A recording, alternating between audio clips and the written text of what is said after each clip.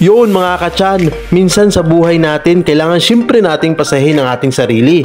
Mag-refresh o relax, kasi nga ho pala, no rewind tayo pagdating sa buhay.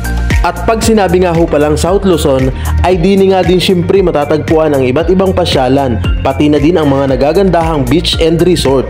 Lalong-lalo na syempre, dini sa amin sa probinsya, Alae, Batangas.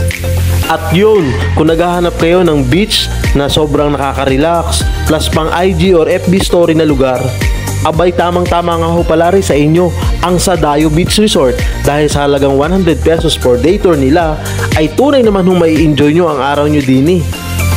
Plus marami pang activities ang pwede nyong gawin dini, ay depende yan sa trip nyo. At syempre, for overnight room staycation ay marami ho kayo dining option, ay depende nga lang ho pala yan kung ilang kayong packs na pupunta dini.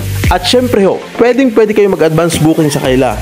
Ay paano, ay punta lang ho kayo sa kailang FB page ang Sadayo Beach Resorts at i-click nyo lang ho ang message para sa inyong katanungan at makonfirm syempre ang inyong booking slot. At ang location nga ho pala na rin ay sa Sitio Bubuyan, Barangay Loklok, Bawan, Batangas. Ay paano, let's go na!